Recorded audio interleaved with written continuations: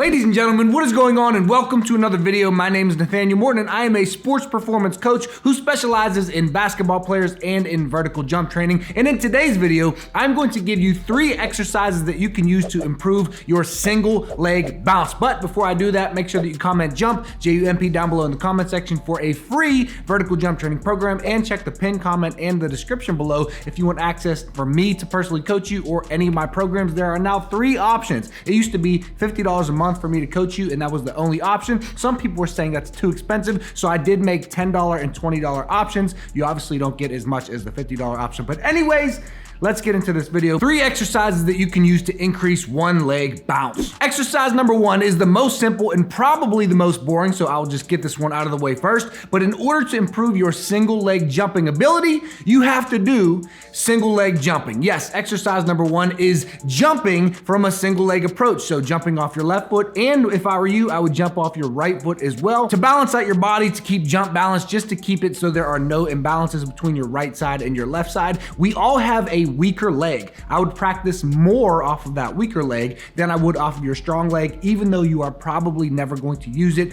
in game situations, but I would still do it just to keep your body balanced. So that is exercise number 1. I know it's boring, but if I were you, I would be jumping off of your single leg left foot and your single leg right foot, trying to dunk small balls like a tennis ball, then a volleyball, then a soccer ball, then a basketball, trying to touch a vertex, trying to touch as high as you can on the net, or as high as you can on the rim, or as high as you can on the backboard. I would practice jumping from a single leg approach. Michael Jordan said it best. The great Michael Jordan was asked a question, how do I improve my jumping ability? His answer was, the things that I can say that I did when I was a kid to improve my jumping are very basic things. I used to work on jumping. I used to just try to jump and try to dunk.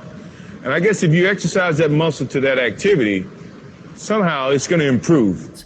You need to jump. You don't say, how do I improve my jumping? Oh, the first thing you should do is squat. How do I improve my jumping? The first thing you should do is deadlift. How do I improve my jumping? You should do bicep curls. No, how do I improve my jumping? You have to jump. You have to practice the skill that you are trying to improve. So exercise number 1 is single leg jumping. Exercise number 2 are explosive step ups. And you can do these in many different ways. So you can use a lower box and work your way up to a higher box of around 18 inches. You can hold weights, or you could do these body weights. So you should progressive overload properly through this exercise. So start on a low box and use body weight, then increase the box a little, then increase the box a little. So I'll just put it up right here. If I would go from a 6-inch box, then I would do an 8-inch box, and a 10-inch box, and a 12-inch box, and a 14-inch box, and a 16-inch box, and then an 18-inch box. And I would probably stop at an 18-inch box, depending on how tall you are and how long your limbs are. If you're very tall with very long legs, you might need to go a little bit higher than 18 inches, but most people don't. Then I would go all the way back down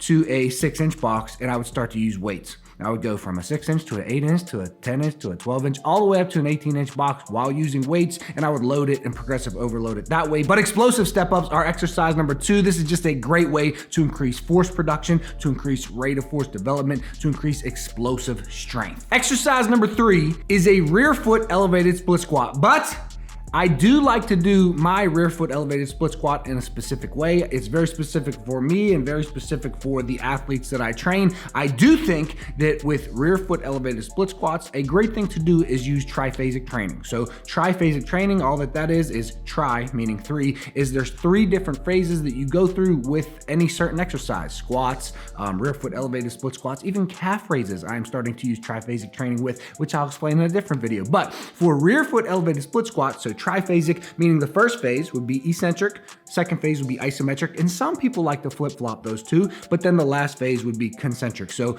the whole thing is you build up your eccentric strength, and you build up your isometric strength, which is the energy transfer station between the eccentric and the concentric, and then you go ahead and all that strength you've built, all that structural integrity that you've built, then you go in and you do the concentric phase, and you use that and you turn it into just pure power, pure explosiveness, just a dunk on your dog, your cat, your goldfish, your grandmother, anybody who is in the wrong place at the wrong time, standing in the lane. Anyways, we're gonna stop right there before I go on a tangent. We all get it. You're gonna dunk on grandma. Get back to the video. So anyways, here's how I personally plan and progressive overload the rear foot elevated split squat for myself and my athletes who go through my training. Here's how we do it. We start with eccentric focused rear foot elevated split squats, where you're going down 5 to 6 seconds and then you explode up. Down 5 to 6 seconds and then you explode up. We might do that for 5 weeks here and there every couple powerful of workouts. And the reason that we do this and the reason that we train eccentrically in general is because the amount of force that your body can absorb eccentrically is directly proportional to the amount of force that you can produce concentrically. And also by training eccentrically, you are then taking advantage of one of the most powerful physiological processes in the body, which is the stretch reflex. Then after using the rear foot elevated split squat and training eccentrically for around 5 weeks, doesn't have to be exactly 5 weeks, but somewhere around 3 to 6 weeks for your eccentric phase, and then around 3 to 6 weeks for your isometric phase. And then for your concentric phase, that can be, that could be a lot longer. But at that point, after the eccentric phase, I have my athletes do 5 weeks of isometric focused rear foot elevated split squat. So you're going down as fast as you can, stopping yourself as quickly as you can in your jump angle, your joint angle that you would use for a single leg vertical jump, or a little bit lower. And then you would hold that for 4 to 5 seconds, and then you would explode up as fast as possible. And then you would do that again. Go down fast, hold 4 to 5 seconds, up fast. And we would do that phase for about 5 weeks as well. Why do isometrics? Because it's the energy transfer station between eccentrics and concentrics. The more that you can absorb and hold in that isometric phase or portion of the movement, the more force you will be able to produce concentrically. Then after the isometric phase, I would get into a concentric phase, and the way that I like to do rear foot elevated split squats in my concentric phase is I like to go up and down, up and down, up and down as fast as possible. So sometimes I will add jumps in there. So you go down fast and then immediately reverse that and go up and explode into a jump. But a lot of the times I like to do time sets, or a lot of the times I just like to do my reps as fast as possible. So let's say we have 10 reps